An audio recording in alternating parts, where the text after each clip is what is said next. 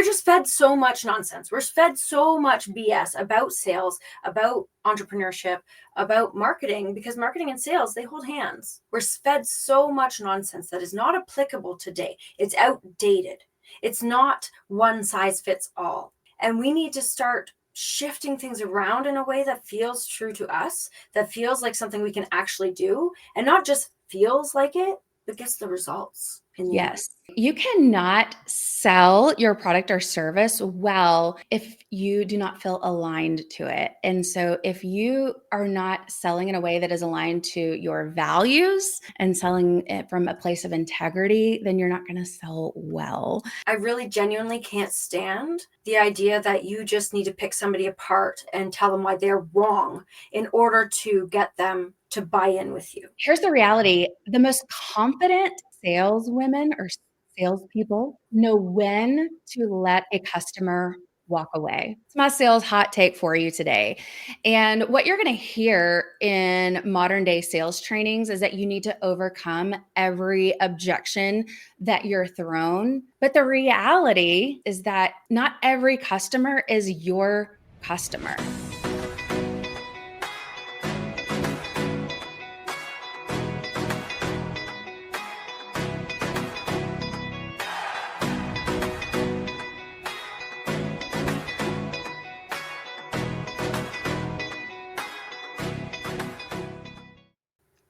If you've ever been told to overcome all of your clients' objections so that you can move forward with the sale, then you're probably frustrated beyond belief by the nonsense that people have been spouting at you. Because that isn't the way humans work. And if you are a human in business, not a bro, keep in mind, you want to make this feel like home. You want to make this feel good. Conversion that feels good. And that's why we have Andy here today. She's going to tell us a little bit about herself and why this topic matters to her, why it should also matter to you. Andy, welcome to the show. Thanks so much for having me. My name is Andy Hart, and I am the owner of She Sells Differently. I help creative entrepreneurs learn how to overcome their fear of selling, because let's be real, selling is a part of our everyday lives. And I got my start as an entrepreneur with my candle company, Heart Design Co. And I started wholesaling my candles, and they can now be found in shops all over North America. And from that, I started She Sells Differently, where I really help creative entrepreneurs learn how to wholesale their products and get them in boutiques everywhere.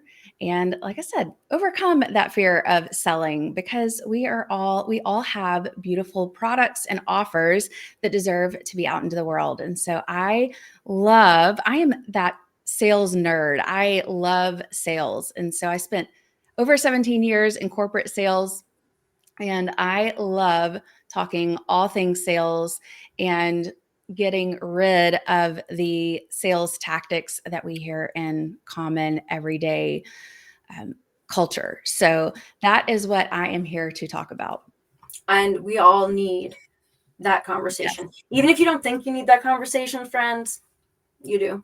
Absolutely. Absolutely. We're just fed so much nonsense. We're fed so much BS about sales, about entrepreneurship, about marketing, because marketing and sales, they hold hands, right? We're fed so much nonsense that is not applicable today. It's outdated. It's not one size fits all. And we need to start shifting things around in a way that feels true to us, that feels like something we can actually do, and not just feels like it, but gets the results. Yes. That's the kind of journey that I feel like people only preach the results, right? They say, oh, this is going to work because you're going to make millions or whatever. And then they forget the part where, okay, but are you going to sell your soul? Right. We want both. We want to keep our soul and make millions. Absolutely. And here's the thing, you cannot sell your product or service well if you do not feel aligned to it. And so if you are not selling in a way that is aligned to your values and selling it from a place of integrity, then you're not going to sell well. And we as women, we really struggle with that so often because we are preached these bro marketing tactics, these bro sales frameworks, Yeah. and we need to throw that advice out the window. And so that's what we're going to talk about today. Yeah, because I really genuinely can't stand the idea that you just need to pick somebody apart and tell them why they're wrong in order to get them to buy in with you. Right. So that's one of the things that when we're talking about handling objections, that's one of the things that this bro marketing kind of idea touches on, is this idea that you need to make sure that they're wrong and that the right choice is to invest with you. But something you said really resonated with me, and is this concept of like, you actually need to know when to walk away. And Right. that is more of a powerhouse move than closing the deal. Yep. So here's the reality. The most confident saleswomen or salespeople know when to let a customer walk away. Mhm. That's my sales hot take for you today. And what you're going to hear in modern day sales trainings is that you need to overcome every objection that you're thrown. But the reality is that not every customer is your customer. Not every customer is your customer right now. They may not be ready for what you have to offer yet, or they just may not be your customer. And so when you say no to the wrong customers, you're making space for the right customers. And this is not an easy sales skill to learn, but when you master it, friend, you open up a world of possibilities. And so there are several things that you can do to really work through how to build this sales muscle, I say, because it really is a muscle that you have to build to let, Practice makes progress. yeah, to let Yeah. customers walk away. It's hard, especially when you want to make a sale. Yeah. Um, but what I have found when I have said no to a customer, especially when they're ready to hand me $1,000 for my course, when I have said no to a customer, one of two things happens. First, they are like their jaw drops, but I usually will refer them to someone that can better help them. And one of two things happens. They will refer someone back to me, a friend that will purchase from me and become a client, or they will come back when it is the right time to work with me and invest in working with me. Mhm. So, learning this skill and I actually call it discernment-based selling, actually comes back and will just pour back into your business tenfold. It pays dividends. It Yeah. does. And it's not only in the financial part of things, which is what people Right. oftentimes refer to sales successes to. Um, Mhm. we just said, you turn somebody down, but you got two other people or whatever, right? But the other part of that is something that I have spoken about many times because I've lived it, and I know so many of my clients and friends and colleagues have lived it too, is when you say yes to the wrong person and it bites you in the ass. I don't know how else to put it. Everybody knows what I Well, mean, right? You're working with 100%. this person and they are a pain. They're not worth the money. You could have charged them twice as much and they're not worth the money. And Yep. I guess that's the extreme part of it. That's the extreme version of saying yes when you should have said no. But there are other versions too. There are other versions too. I like to talk about, the right fit client or your ideal client. This is common jargon Yeah. in the marketing world, and that's great. Of course, you want to work with your right fit or aligned client in some way. But what if you had a choice between working with your right fit client and your dream client? This is a crucial decision point that often happens a little later in business, but you're then able to choose to work with somebody who's not just I can provide results for you, but like I can change your life and I'm going to feel amazing working with you. Transformative. For them and for you. I Yes. love hopping on calls with my dream clients. I don't want to miss them. I don't feel like it's a job. I You're get so, excited. right? There's a Yeah. different energy exchange. And that's why I say that sales, like that's also your energy, your time, your passion. That all has to be taken into account Yeah. when you're saying yes or no to your prospective clients. So let's talk through, because I think it's important for you when you are talking and engaging with potential clients and you're in that sales process. So, how do you know if they are your dream client or not? Usually you kind of have that gut feeling, but I often don't like to go on feelings, Yeah. right? Because if you're anything like me, my feelings can lead me astray, because I sometimes am like, okay, I mean, we're human by nature, right? And so like I'm like, okay, well, I want to make the sale. Mhm. But at the end of the day, we are going for transformation and we're selling based on discernment. So how do you work through discernment-based selling? And there are 4 things that I always work through. And so I always tell my clients, the first thing is, your non-negotiables. Your non-negotiables. Who your offer is, and I always say this, I work it backwards. Who is your offer not for? Who is your offer not for? So we always say, okay, who is your ideal client? But think about that in reverse. Who do who is your offer not for? Who do you not want to work for? And I think when you have that in mind, then you have a lot more clarity when you are talking with someone. And those, when you know your non negotiables, you can quickly rule out someone that is not the right fit. Now, I'm not talking about they're annoying or something Yeah. like that. I'm talking about they are just not at the right point, or their goals do not align with what you offer. Yeah. Right? And in the marketing world, a lot of times we're talking about qualifying. So for those who are Exactly. joining us for this conversation, this is the qualifying stage. This is, are they even going to be able to use what you have to offer? Hmm. If I'm qualifying somebody who I want to start a conversation with, if they're already a marketer, why would I talk to them? Right. That makes no sense, right? Right. Depending on, of course, a few other details, but that's down the line. So that's that qualifying bit. Are they even interested? If you're selling something for children, do they even have children? Right. Exactly. It matters. So that's your qualifying bit. So that's actually the second piece, is that you ask those qualifying questions early. Because if you are not asking those qualifying questions, and I love that you use the word qualifying, because that is exactly what you're doing. You're asking those qualifying questions to see if your goals and the transformation that you provide aligns with the goals of the customer. Does this person even need what you offer?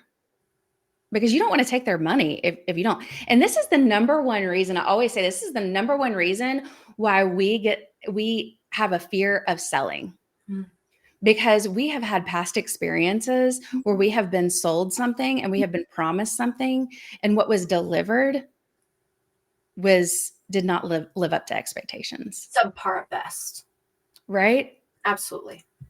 And the last thing that you want to do is to sell something and not live up to the expectations that you sold.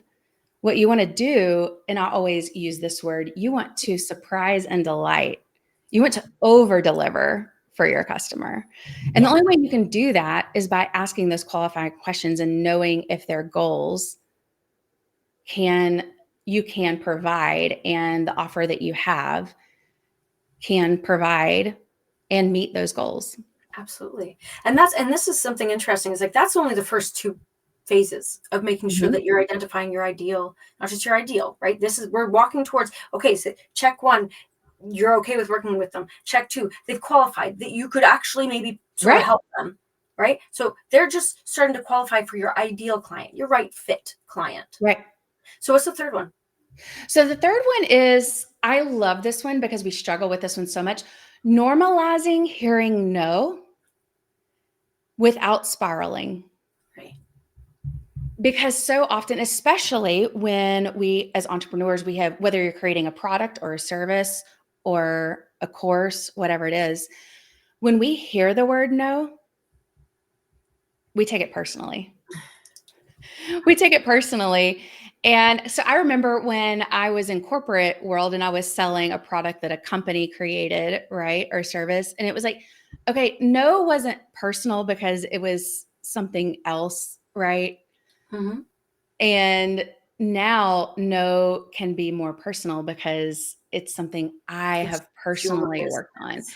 Yeah. But here's the reality. No is not a person. I hesitate to use the word attack because attack is kind of aggressive, right? Yes, But yeah. no is not is anything personal against you. When you reframe no as a data point and you use it to get feedback, you can actually become a stronger seller because you realize that no is actually means not yet. They're not ready for the product that you offer, or they're not the right fit. And so they just qualified themselves out, right? Yeah. They qualified themselves out for you. Absolutely. I think that that's a really powerful thing to do. And there are a lot of different ways you can do that through conversation. You can also do it through forums and stuff like that within the prospective client's journey. It's Right. just letting them pre-qualify or pre-disqualify themselves. It saves you a lot of headache. It saves them a lot of headache. Just letting it be that. I think Right. that's a really great point. Right. And I should say this too, whether you're having these conversations in person with someone or you are doing this through digital marketing and online selling and your sales copy, this all works the same way, right? Your sales copy is showing your non-negotiables and asking the qualifying questions so that your prospective client is qualifying themselves, right? Absolutely. So the last one is that you are following up with empathy, not pressure. And this is where not putting that pressure is so important because that's what we're always taught. And so I use the situation. I had when I was early on in my entrepreneurial journey, I had a customer that was ready to work with me. I have my signature course is called She Sells Wholesale. And I teach product makers how to get their products on boutique shelves. And she was ready to sign up. And she said, I want to work with you. I started asking her these qualifying questions. Turns Mm-hmm. out her goal was to start a subscription box. Oh. Now, I can teach you how to grow a business, right? I can teach you how to grow a product based business. I've not had any experience with growing a subscription box. That's Right. not my wheelhouse. And so I politely declined her and told her, if that is your end goal, I am not the person that you want to work with. Let me refer you to someone that I just learned about and I think would be a great person for you to work with. And she was like, really? So let me tell you what happened. A year later, she came around and she stayed in my sphere of influence and still listened to my podcast on my email list. She came around and about 2 months ago, she invested in my course because she decided she was ready to start wholesaling. Oh, that's wonderful. So I did, pre-qualified her and, use that discernment-based selling model. And she was not my customer a year ago, but now she is. Mm. And so I didn't put that pressure on her. And as a result, we have an amazing working relationship now, and she's thriving. So it really is that, saying no, I always use the analogy saying no is like in sales is like pruning. It may feel like a loss at the moment, but it really does create a space for healthy growth. Yeah. Absolutely. So, And yeah. I think that's a really good kind of journey that you described. And this is something that people need to really understand. And we've had a few conversations on here with people who really get in touch with your intuition and with that human side of things, with your knowing. That's something that I really love that I pulled out of Glennon Doyle's writing. It's just that you're knowing, right? Mhm. And that's the other part of it. And when you're leaning towards your dream client, it's like, okay, you've gone through these steps and you understand where the no's can take place in order to give you those to free up that space as you Yeah. described. Yeah. And then if we kind of look the other way and if they're saying yes, if you're saying yes and they're saying yes and you're chugging along, now we get to that last point where you're like, okay, so they technically qualify. Now is the time, in my humble opinion, that you start to vet them. Mm-hmm. Now you start to vet them. You start to find out if you'll enjoy working with them. And this is where it does become a little bit more personal, but this is where you get to step into your role as a CEO, as a decision Absolutely. maker, where working with you becomes an opportunity for them. They get excited because they not only qualify, but you allow them to come into your world in a meaningful way, depending on the tier you're at. Like, some people are having, lower ticket offers. Some people are having higher. This is more along the lines of the higher ticket, medium Mm-hmm. ticket offers, right? And this is where you get to decide, do I want to work with a complainer? I don't know Mm-hmm. about the bandwidth for that. Or, ooh, that's a lot of trauma. Maybe that's not something that maybe I discern that they're actually not ready in Right. a different sense of the phrase not ready. Mm-hmm. Right. Some of the other ways, like you asked at the beginning, how do you tell? And I always laugh because I think of, I don't know if you've seen the Guardians with Jack Frost and Santa Claus and Yes. Yes. so Santa goes, I feel it in my jellies. And I'm like, that's where you kind of feel it. You're like, Yeah. do I jive? I have a client who right away you could just, I loved them. I Yes. just You loved them. connect with them. And I was like, okay, so in that regard, I kind of reversed the script and I was like, okay, I vibe with you. I want to be in your world. Now let's qualify you, see if I can actually help you. Because if I Right. can't, that's okay. I still want to be in your world. I still like you a lot. You're so Yeah. cool. And so just understanding that play and that excitement is when you move from just qualifying to actually vetting and being able to choose your dream clients. And that's a really, really important distinction. I Um, love that you sorry, I was going to say this. I love that you brought that up because there's an important piece of that here that you mentioned your intuition. Do you really enjoy, especially if it's a high ticket, mhm. mastermind or, intensive coaching, do you enjoy working with this person, right? And so you can mix, and you should mix these questions in this framework of qualifying and understanding, are they ready, and vetting them, but then mixing that with your intuition, right? Are Yeah. you enjoying? Because when you mix the two together, like these data points, but then your intuition, do you connect with this person? I think that's, to answer your earlier question, moving from finding a right fit client to a dream client. Yeah. Absolutely. And Yeah. there are a lot of different ways we can approach this within the scope of sales. Like I say, sales and marketing, they hold hands. And we've really dug in on the whole idea of qualifying and vetting prospective clients and Mhm. getting them on that journey so that you're not feeling like the bro marketer who's all sale, sale, sale, get the sale, Right. get this. That feels bad on Yeah. both sides. Nobody wants to be that sleazy salesperson. But there are a lot of different moving pieces to the to the sales process that I think is important to address. Now, we don't have all day to address them, but I Mhm. wonder if we can maybe at least briefly touch on a few things that could make a difference once you get to the point where, okay, this person is a fit. I do want to work with them. But there's a journey, there's a whole journey. There's a lot of little things that we need to take into account.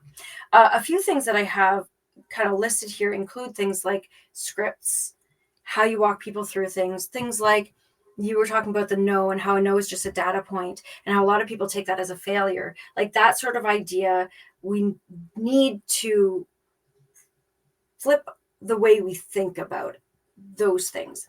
But the one main point that you and I kind of briefly mentioned at the beginning, before we hit record here, was about the follow-up. Mm-hmm. I think this plays into this journey that we're talking about vetting and having empathy at the end if they say no. That follow-up makes all the difference.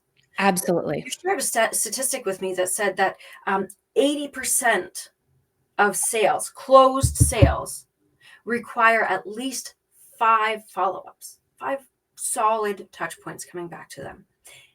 And remarkably, even though the statistic exists, 40% of salespeople, business owners, entrepreneurs, solopreneurs, they give up after 1. Yes. That, I want you to talk to me about that with regards to that kind of final empathy phase of the process, understanding that in that empathy phase, people may have said yes and they may have said no, but there might be some additional touch points that are needed in order to progress that person. We've only got a couple of minutes, but I want to hear your 2 cents on that. Yep. So here's the thing. We don't follow up because we don't want to be annoying.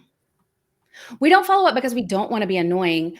But the reality is, even though it takes 5 or more follow-ups, it takes even more touch points. It used to be 7 or more touch points for a person to see your brand before they ever even considered making a purchase. I think now it's like 12 or more. Oh yeah, I could it's have that. anywhere between 12 and 18. Right.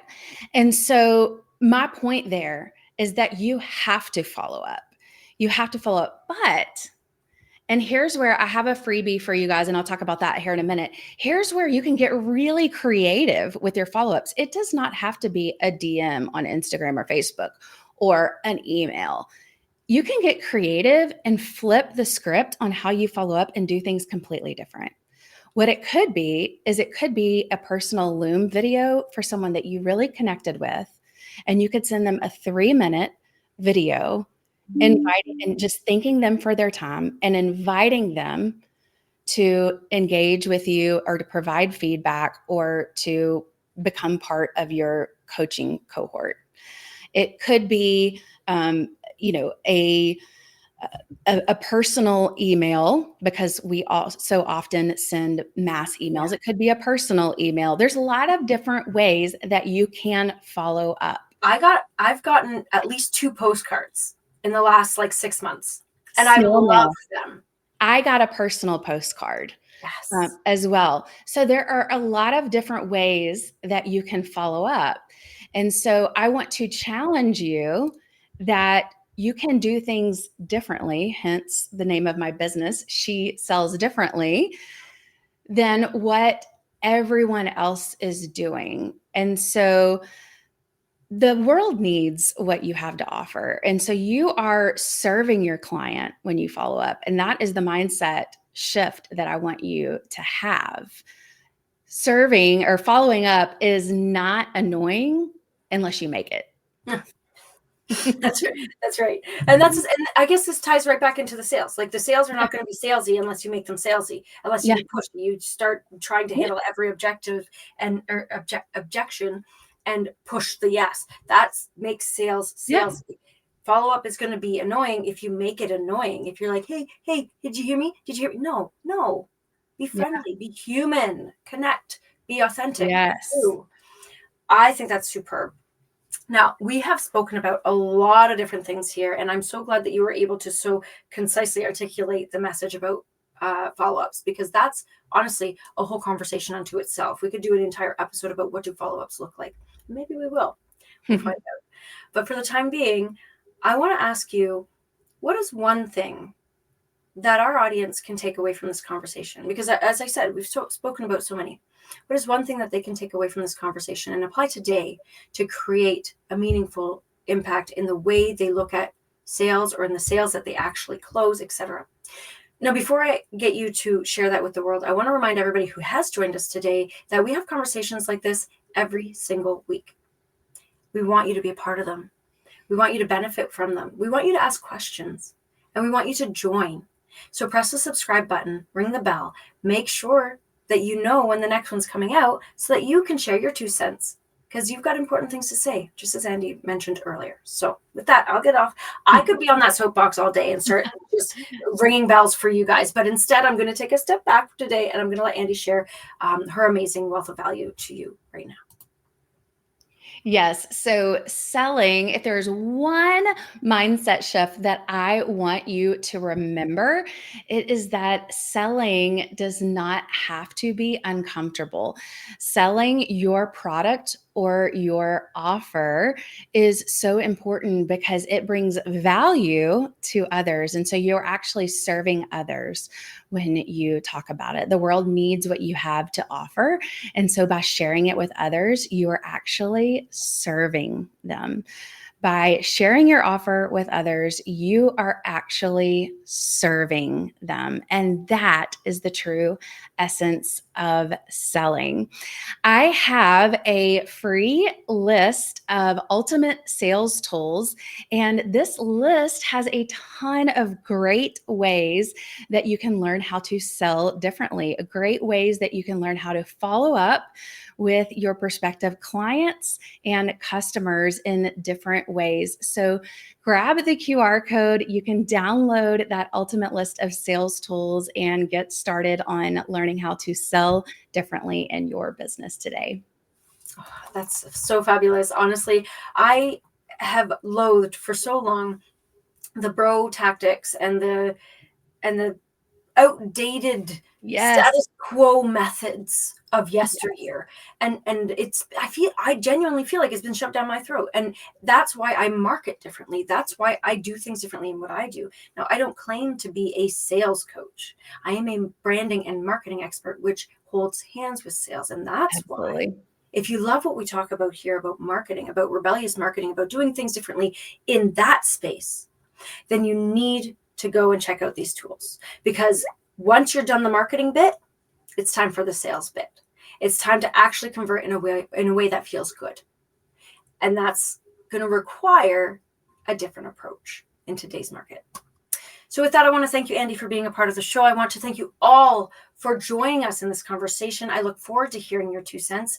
And if you're looking into, okay, how do I do this whole branding, marketing, and then sales in a way that feels aligned, in a way that works because we want it to work, and in a way that really just brings out your best self, then you're going to want to have a conversation with us. You can find Andy at the link below, and my website link is below as well. Reach out to me. It's just my name, ShaunaLeigh.com, ShaunaLeigh.com. Say hi. I won't bite. Not hard. Chat soon.